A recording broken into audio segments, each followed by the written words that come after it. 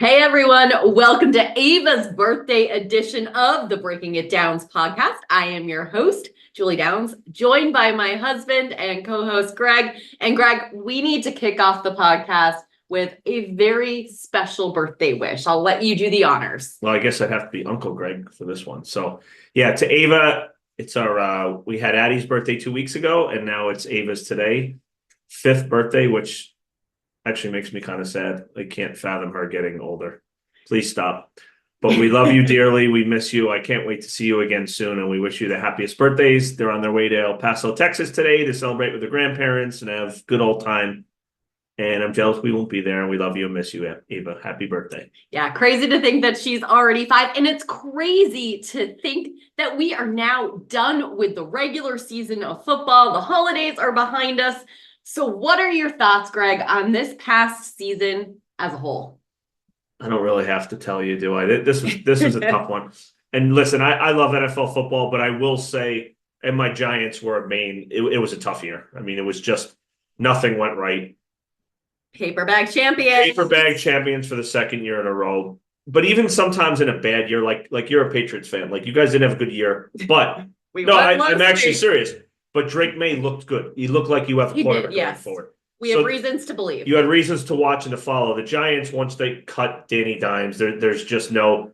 Then they won the game against the Colts, blew the shot, the number 1 pick. It was just that kind of year. The Eagles were very good. The Redskins are getting better. And just to sum up, and this is not hatred towards the Lions.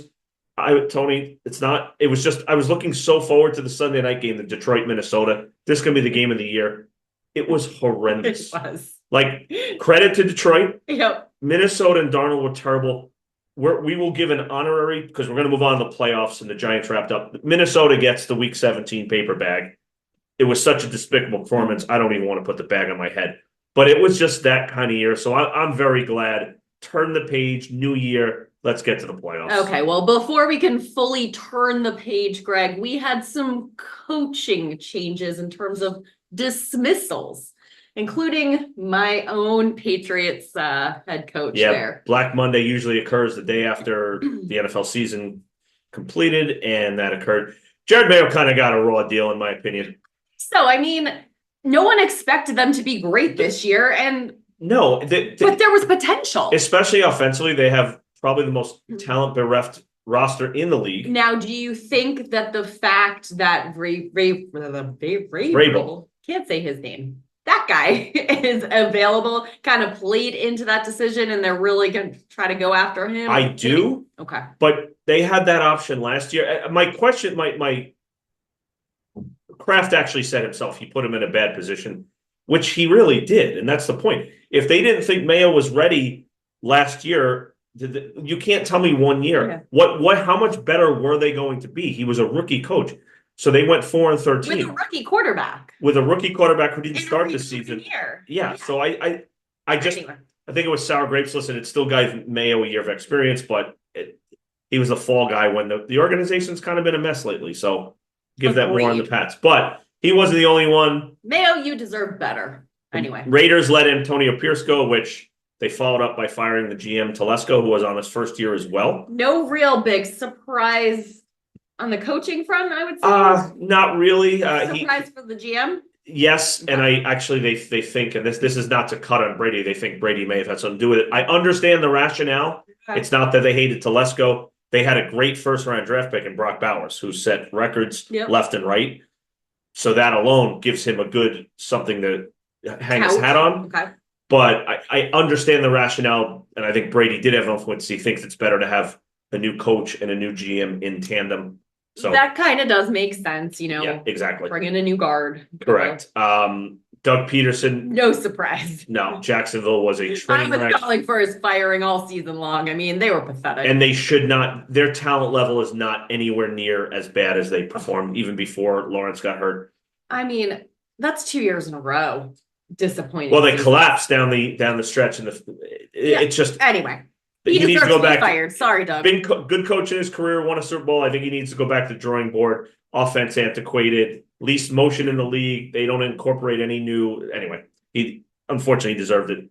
The big name out there, Mike McCarthy for Dallas. He is not there. There's no word yet, but the Cowboys denied him permission to talk to the Bears. You would think that means they're trying to work out extension. Okay. And Tennessee, last but not least, did not fire their coach, but they did fire their GM, Rand Carthon. They're going to keep Brian Callahan, who was a new coach. So they're taking a different approach to the Raiders. They are bringing a new GM, but keeping the coach. Okay. And before we get to the wild card weekend, some terrible news is actually affecting the playoffs. Talking obviously the devastating wildfires out in California, specifically in the LA area, which has relocated the Rams game to Arizona. So yeah, that's on Monday, and I mean, there actually is a direct impact. Again, it's not in the world of importance, but because the game was in LA and some of the other sports, they canceled hockey. JJ Redick, the coach of the Lakers, actually lost his house in it. So there's a direct effect. Air quality, all of it. They had to move the game to Arizona on Monday. yeah, just awful thoughts and prayers to everyone affected by that for sure. sure.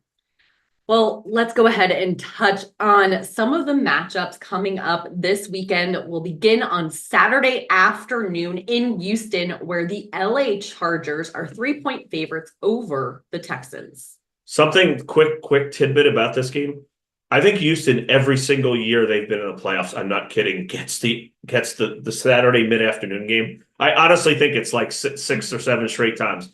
Anyhow, I think really what you have here, in my opinion, granted they're a home dog, but teams going in opposite directions here. So Houston, yes, they got a win against Tennessee, who didn't care, who wanted to wrap up the one pick, but they needed to prove themselves because they took a beating on Christmas Day to Baltimore, put up 2 points, not even a game. They've got issues. The depth at receiver, Nico Collins is back, but they lost Tank Dell. Mechie is questionable with a concussion, should play. It is an issue. On a good note for them on the defense, they are getting a big piece back. Azeez Al-Shahir, that's the kid who laid that vicious hit on Trevor Lawrence. Remember that? Oh, yes. He was suspended for 3 games. He is an important part of that D. He will be back. That does help them. Chargers, on the other hand, like I said, opposite direction. 3 straight wins. Since they've got J.K. Dobbins back, the run game is proficient. Ladd McConkey, a Georgia dog rookie, the combination with him and Herbert has been lethal. Seems to be getting better. Top scoring D in the league. That's continued. That travels. No pun intended. And the only thing on the Chargers, they do have injury concerns outside of McConkey at the wide receiver position. Josh Palmer is out. Quentin Johnson is questionable. Probably will play, but that's kind of what you're looking at in this game. I think Houston has a shot because it's at home, but that's where I look at these two teams. Yeah, I think Houston will play a good game, but I think ultimately the Chargers win streak continues here, and I'm going to say Chargers cover win. I do too. I saw recently the line move to 2.5. That'll probably vacillate between 2.5 and 3, but I'm with you. The Chargers playing too good ball, and I love a team. I love their style of play in Harbaugh. They're going to run the ball, play D. The bright lights and Herbert, they're not going to get to them. I'm with you. Chargers win. Okay, well, on to a bitter rivalry on Saturday night where we have Baltimore. They are 9.5-point favorites over the Pittsburgh Steelers. I think you can kind of just what we said, teams going in opposite directions here. Yeah. Honestly, it's a microcosm of the other game. Pittsburgh, 4 straight losses, haven't scored more than 17 points. All right, Cups and Jen. What's interesting about that, it's also the way in which they're losing. So they predicate themselves, they identify as run-oriented, O-line. Their O-line doesn't get much push. That run game is not great right now.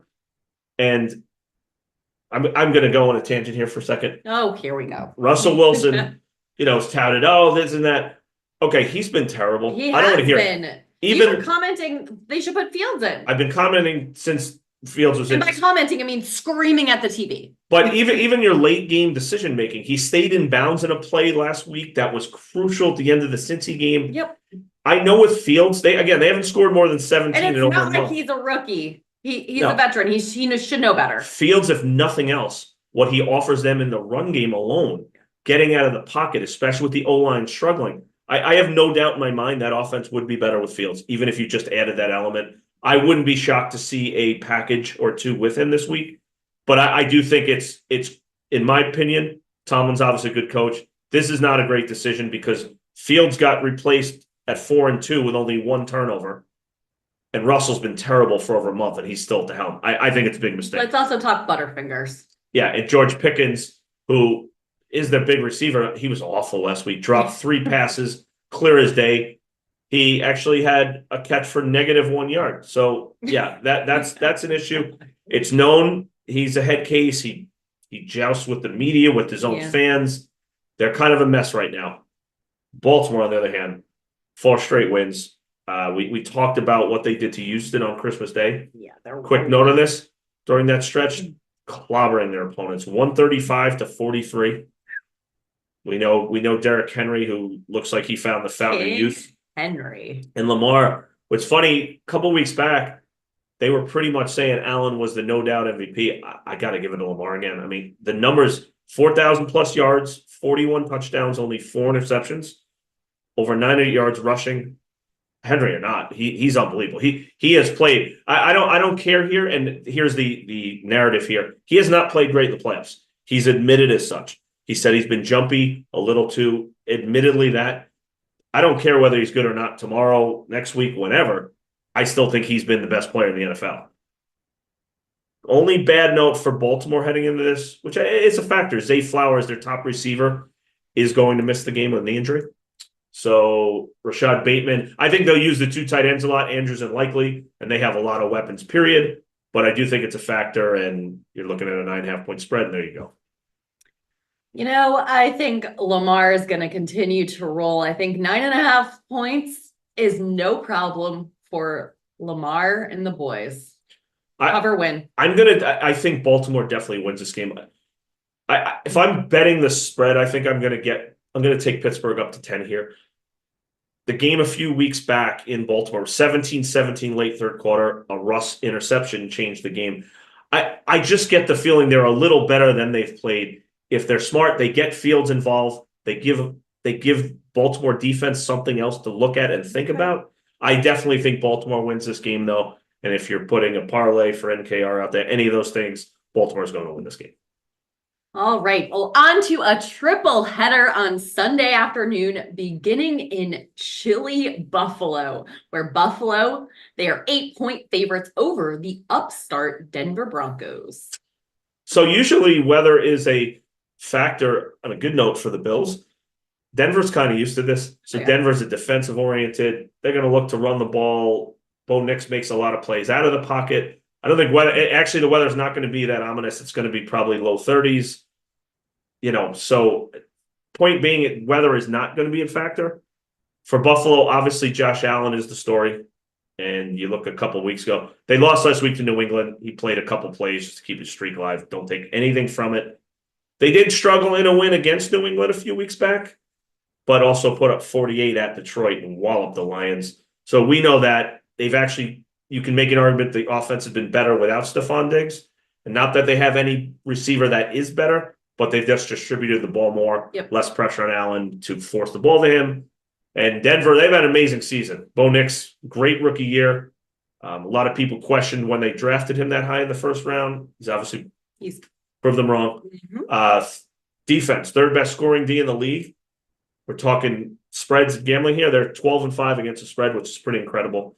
They've only lost by more than a touchdown once all year to Baltimore, who Baltimore has done that to a lot of people. Sure have. On the flip side, they only do have one win against a team with a winning record, so they benefited from a lesser schedule.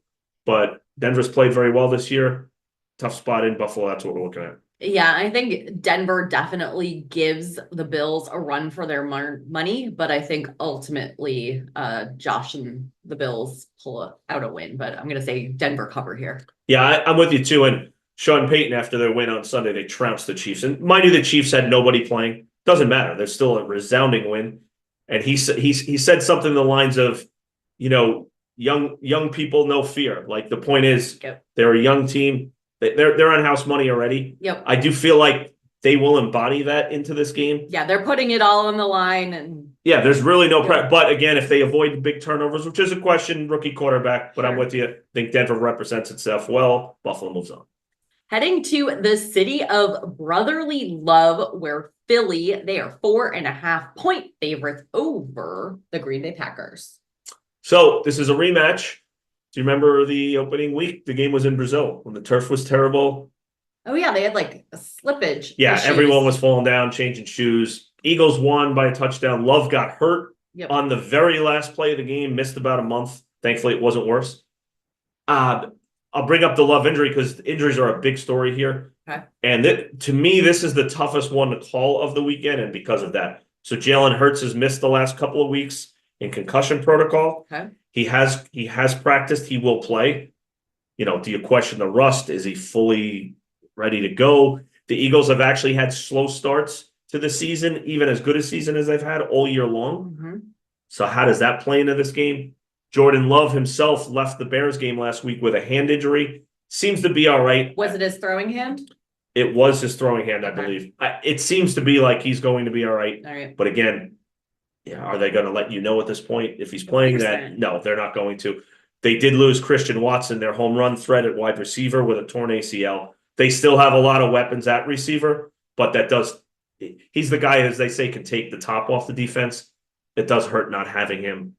AJ Brown, speaking of receivers, he's missed practice a number of days a week, not 100%. He looks like he'll play as well. But again, with this, it's kind of to me, this is the toughest game because I think Green Bay is legit. And I think Philly at full strength is good enough to win the Super Bowl. That's why this game for me is a tough one. Yeah, this is a really tough call for me because we didn't talk about it, the Saquon Barkley factor. I mean, he is phenomenal. I mean, his numbers are just insane. But having said that, I'm actually going to go upset here. I'm going to give Green Bay Packers the cover and the win. I think Green Bay is very, very good. I do question though, if Love is anything less than the Watson thing, Deb Watson is not there to come and play to help them either. But I do think that the Eagles are really good. That D front with Jalen Carter. I think Green Bay will make this interesting, but I can't. I have a hard time seeing Philly losing. I'm going to take Green Bay to cover, Philly to win. All right. I hope it's Green Bay. Heading to Tampa on Sunday night, where we have the Buccaneers, who are 3-point favorites over the Commanders. So this is another rematch of Week 1. Buffalo put it to Washington. Yep. 37-20 win. Now, there's two big factors, though, that you can't. It was Daniel's first game. Few factors here. Daniel's first game. The play calling was very vanilla. I think 8 of the first 10 throws, rightfully so, were screens, simple plays to get him involved, to get him used to the flow of the game. Very interesting about this, though. So, Washington did not. They gave up a ton in that game. They did not have Marshawn Lattimore in that game. He was playing for New Orleans at the time, who was a star cornerback. He's going up against Mike Evans. Now, why is that? Not only is Evans amazing, here's what's interesting about this. Those two have fist fought on the field. They have a lifelong hatred of each other. Literally a fist fight where they both got kicked out of the game. Evans in another game got a 1-game suspension for another altercation with Lattimore. They really hate each other. And I will just say from X's and O's, Lattimore is legit. He's healthy. He's ready to go. Not that you're going to shut Evans down, but that's a different story. So, to me, that is a big factor in this game. And few other things here. Washington, obviously, Daniels had an amazing season, no doubt about it. They struggled a bit late, but got wins when they needed to. Tampa, we know the story there. Baker, another great year. They've looked great, although I'll say last week they didn't look so great. It didn't look like they were going to pull out that win. I mean, the Saints had them on the ropes. Tampa had had them on the ropes. Yeah, the Aints, a little stage fright. They had a comeback that Tampa dropped the punter drop. They did not look good. They were lucky to win. No, and I will say this: their pass defense is not great. I think it's 29th in the league, one of the worst. On the positive note for them, though, Cade Otton, the tight end, who's played a huge factor this year, he is back. He'll be playing. Okay. And when they lost Chris Godwin earlier in the year, it looked like they're going to struggle, which they have. It's not helping losing him. Sure. But the rookie Jalen McMillan has really, in the last few weeks, he stepped up. Yes, he's emerged as that number 2, which is a big, huge factor for Tampa. Oh boy, he gave me lots to think about here. And again, you might see a lot of more Evans fight again. I know it's the playoffs, and they're both saying they really hate each other. I mean, it's well documented. Despite it being only 3 points, I'm going to say Commanders cover and the Bucs win. That's a small. I know. Okay. I'm away. I'm actually like I love Tampa. What I think Baker a missed field goal or not a missed field goal, missed extra point comes into play or something, and I don't know. I gonna get listen, crazy. I could see this going either way. The Lattimore factor to me is a big factor that he's going to play. I'll say this about Daniels, rookie QB, but he makes so many plays out of the pocket when the play's broken down. I could see him doing some things against his Tampa defense. I think I'm going to reluctantly pull an upset here. I think I'm going to take Washington again. If Lattimore was not playing, but to me this is a factor. Give me Washington in an upset win over Tampa. I hope I'm wrong on this one as well. All right, wrapping up wild card weekend in Glendale, Arizona. Again, we were supposed to be in LA for this one. It's the Vikings-Rams matchup. Excuse me, where Minnesota, they are 2.5-point favorites over the LA Rams. So this line was hovering around 1.5. It bumped up because the game moved out of LA. Okay. So this is a rematch. They played week 8. LA won the game. I think obviously, apparently the Rams have said their players, most of their support staff, everyone's all right. They haven't reported any of them losing, but it's still a factor. You can't tell me it's not the craziness that's gone on out there. And whereas I don't think they play terribly without being at home, I kind of feel like they needed that home field advantage in this game. Darnold can't be any worse than he was last week against Detroit. I really believe he's had a great year. He was terrible. They were brutal last week. I think sometimes that's an edge. I think this is a high-scoring, entertaining game. Okay. I'll let you. I think actually the Rams are going to kind of channel that emotion and focus it, and I think the Rams are going to pull out an upset win here. Yeah, I could see that. I mean, you're the battle cry probably will be, hey, let's do it. And I don't disagree with that. I think the difference to me will be the Minnesota defense here. I think they're the better side on that end. The Rams have improved, but I'm gonna say I always say I don't want to go off just recency effect. I can't take one game that Minnesota played poorly. They'll adjust. Give me the Vikings to cover and win. On kind of a road game, not really anymore. All right. Well, Greg, heading into the playoffs, we do this. Well, we did it at the beginning of the season. We picked who our Super Bowl matchups are. So I'm going to ask you the same question that we asked at the beginning of this season and see, are you sticking with, I think you had, what was it, Chiefs, Lions? I had the Chiefs over the Lions. All right. What are your thoughts now? I tell you what, I felt more confident last year, but I think let me start with the Lions. The Lions, in my opinion, with all the defensive losses, and good on them. Mm-hmm. Cheers to you, Tony. That was a huge win. I felt like the Lions had to win against Minnesota. They did that now. Now they only have to win 2 games at home. They're going to avoid Philly in the second round, which I think Philly is the biggest threat. I think the road is, if they get anything out of the defense, be aggressive enough to they blitzed a lot. They played man. They just need to make a couple plays because that offense is good enough. I'm going to stick with Detroit right now to get out of the NFC because of the questions of the Eagles, Hurts, all that. And KC, listen, I don't think KC is your typical 15-2 team this year. But, again, when it comes down to one big game, they're going to have to win one game to get the AFC Championship, which could be the Chargers, which would be a very tough matchup. But again, Mahomes at home, getting Hollywood Brown back, it's a weapon they didn't have.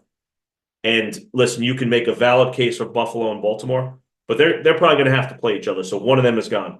Then it comes down to, once again, KC at home, Mahomes. We know what this team has done. We know the coaches. We know I'm going to stick to it. And the same thing if they match up in the Super Bowl. I'm just going to trust Reed, Mahomes, Spagnuolo more. Chiefs over the Lions. I'm going to stick with it. All right. I am flip-flopping here. I originally said before we started the podcast, when Greg asked, I said it's going to be Detroit, Buffalo, with Buffalo prevailing. Thinking about it more and more, I'm actually going to change that pick. I'm not picking Detroit to win. I'm actually going to pick the Ravens to meet up with the Lions in the Super Bowl. And I'm saying Lamar gets his his Super Bowl win. Not crazy at all. And I think you can, anyone out there, the Ravens, Bills, Chiefs, if you pick any of those three teams, Lamar's chomping at the bit, revenge factor, the motivation. Yeah. Lamar is super motivated to get it. Yeah. There's no doubt about it. And one thing I didn't talk about is Lamar, watching him last week and just seeing how excited he was for his teammates. He had finished up playing and he is cheering and clapping louder than anyone, I would say, on that sideline. That to me, I mean, that is a teammate. Yeah, that is who you want. That is who you want rooting you on. So I'm giving it to him because of that. Like I picked him last year to win MVP and the Super Bowl, and unfortunately they did not play a great game. I thought the scheme was bad against KC. I love Lamar as well. Biggest joke in the world to me is that Lamar was about to fall to the first round of the draft, which if you saw him at Louisville, he was playing video game. I don't know how, whoever didn't draft him, my Giants are one of them, or at least consider it, how talented he is. We took Daniel Jones. I mean, come on. But seriously, I love Lamar. I think the players love him. The city loves him. He is great. I would be happy to see him get it done. This is one of those again, though. He's got to go through Buffalo, to Buffalo, then to KC. I think he has the motivation this year. I think he has the focus, the motivation, the drive Cool of the team. That's what I'm rooting for. But I've learned enough with those Chiefs. I'm not ready to go against them. So 3-peat for the Chiefs as of today. All right. Well, wrapping up Wild Card Weekend, what are we doing? How are we celebrating? So we're gonna head up to New Hampshire for a quick little trip for Mrs. Tree's birthday. Yes. Tonight we're gonna watch one of the college games. By the way, it's a full weekend of football, Julie. In case you're wondering. Tommy Trees, you better have that TV ready. Yeah. So college, Ohio State, Texas tonight. We're gonna have NFL this weekend. Gonna enjoy the playoff. Julie and I are recovering off a bad cold. Worst we've been in years. We finally coming off of that IR list. Yeah, we weren't. We hadn't been on it at the same time. I don't think ever in our 27 years together. No, I'm kidding. But we're happy to feel better. We're going to enjoy a weekend of football, eat, drink, and be merry, and that's what we're looking at. All right. Well, we hope everyone enjoys their wild card weekend of football, and stay warm out there if you're in the Northeast because it is frigidly cold. Yeah, stay warm. And once again, to our beautiful little niece Nugget, Ava, happy birthday. We love you. Happy birthday and happy football. Happy football.